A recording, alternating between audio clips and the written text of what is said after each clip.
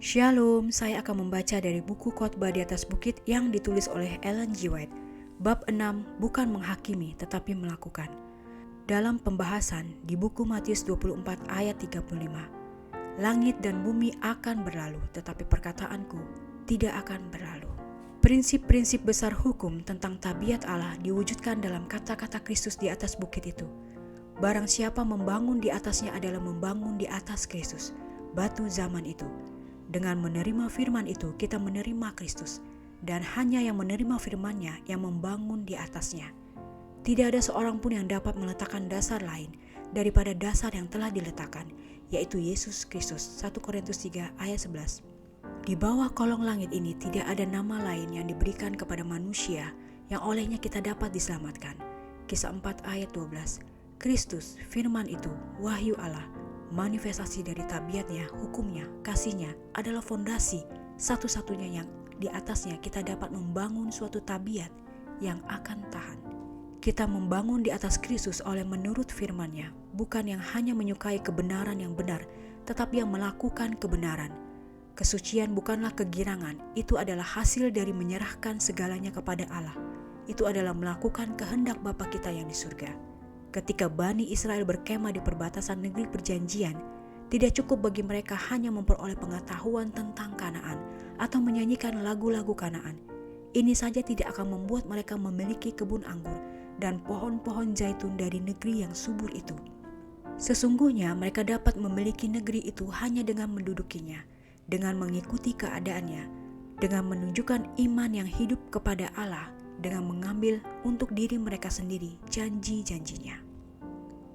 Agama yang mengandung penerapan kata-kata Kristus bukan diterapkan untuk memperoleh kemurahan hati Allah, tetapi karena segala ketidaklayakan, kita telah menerima pemberian kasih-Nya. Kristus menetapkan keselamatan manusia bukan atas pengakuan semata-mata, tetapi atas iman yang dinyatakan dalam perbuatan-perbuatan yang benar. Berbuat bukan dengan perkataan saja, diharapkan dari para pengikut Kristus. Melalui perbuatanlah tabiat dibangun. Semua yang dipimpin Roh Allah adalah anak Allah. Roma 8 ayat 14. Bukan yang hatinya dijamah Roh itu, bukan yang sekarang dan kemudian menyerah kepada kuasanya. Tetapi mereka yang dipimpin oleh Roh itulah putra-putra Allah. Inikah engkau menjadi pengikut Kristus namun tidak tahu bagaimana untuk memulainya? Apakah engkau berada dalam kegelapan dan tidak tahu untuk menemukan terang? Ikutilah terang yang engkau miliki. Pastikan hatimu untuk mengikuti apa yang engkau tahu tentang firman Allah. Kuasanya, kehidupannya sendiri, tinggal di dalam firman-Nya. Bila engkau menerima firman itu di dalam iman, itu akan memberikan kepadamu kuasa untuk menurut. Apabila engkau perhatikan terang yang engkau miliki, terang yang lebih besar akan datang.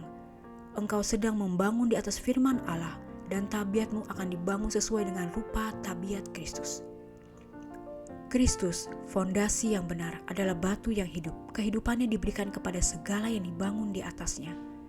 Kamu juga dipergunakan sebagai batu hidup untuk pembangunan suatu rumah rohani. Di dalam Dia tumbuh seluruh bangunan, rapi tersusun menjadi bait Allah yang kudus di dalam Tuhan. 1 Petrus 2 ayat 5, Efesus 2 ayat 21. Batu-batu itu menjadi satu dengan fondasi karena kehidupan yang biasa tinggal di dalam semua. Bangunan itu tidak dapat dirobohkan angin topan karena siapa yang turut mengambil bagian dalam kehidupan Allah, mereka akan terpelihara semuanya. Tetapi setiap bangunan yang didirikan di atas fondasi lain, bukan di atas firman Allah, akan rubuh. Seperti Yahudi pada zaman Yesus yang membangun di atas fondasi pikiran dan pendapat manusia, di atas bentuk-bentuk dan upacara-upacara ciptaan manusia, atau di atas perbuatan apa saja yang dapat ia lakukan secara bebas tentang kasih karunia Kristus, adalah mendirikan struktur tabiatnya di atas tanah yang bergeser. Angin topan pencobaan akan menghanyutkan fondasi berpasir itu dan meninggalkan rumahnya suatu rongsokan di akhir zaman. Sebab itu beginilah firman Tuhan Allah, Aku akan membuat keadilan menjadi tali pengukur dan kebenaran menjadi tali sipat. Hujan batu akan menyapu bersih perlindungan bohong, dan air lebat akan menghanyutkan persembunyiannya. Yesaya 28 ayat 16. Tetapi sekarang kemurahan hati meminta berdosa. Demi aku yang hidup, demikianlah firman Tuhan Allah, Aku tidak berkenan kepada kematian fasik, melainkan aku berkenan kepada pertobatan fasik itu dari kelakuannya supaya ia hidup. Bertobatlah, bertobatlah dari hidupmu yang jahat itu. Mengapakah kamu akan mati, hai kaum Israel? Yehezkiel 33 ayat 11.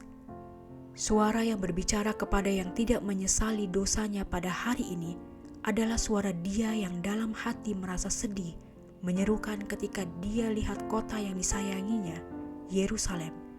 Yerusalem, engkau yang membunuh nabi-nabi dan melempari dengan batu yang diutus kepadamu.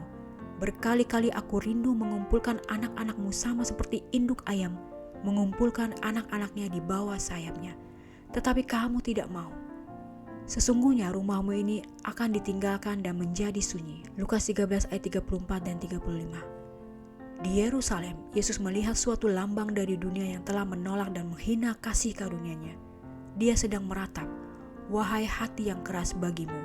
Bahkan ketika air mata Yesus bercucuran di atas bukit, Yerusalem masih bisa bertobat dan lepas dari malapetakannya. Untuk suatu saat singkat, pemberian surga itu masih menunggu sambutannya. Begitulah, wahai hati, kepadamu Kristus masih berbicara dengan nada kasih.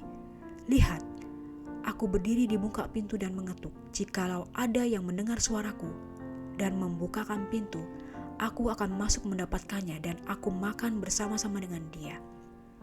Dan ia bersama-sama dengan aku. Sesungguhnya, waktu ini adalah waktu perkenan itu. Sesungguhnya hari ini adalah hari penyelamatan itu. Wahyu 3 ayat 20, 2 Korintus 6 ayat 2. Engkau yang meletakkan pengharapan kepada diri berarti membangun di atas pasir, tetapi belum terlalu terlambat untuk menghindarkan kehancuran yang akan datang. Sebelum angin topan mengamuk, larilah ke fondasi yang tahan uji itu.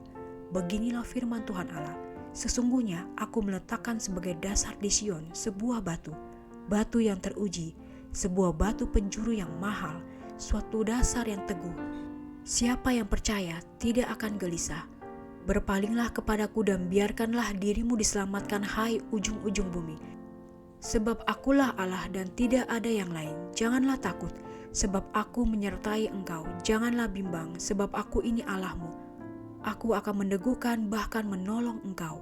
Aku akan memegang engkau dengan tangan kananku yang membawa kemenangan. Engkau tidak akan mendapat malu dan tidak kena noda sampai selama-lamanya. Yesaya 28 ayat 16, Yesaya 45 ayat 22, Yesaya 41 ayat 10 dan Yesaya 45 ayat 17. Demikianlah bacaan buku Khotbah di atas Bukit, bab 6 yang merupakan bab terakhir dari buku Khotbah di atas Bukit dengan judul bukan menghakimi tetapi melakukan, dalam pembahasan di buku Matius 24 ayat 35. Langit dan bumi akan berlalu, tetapi perkataanku tidak akan berlalu. Tuhan memberkati.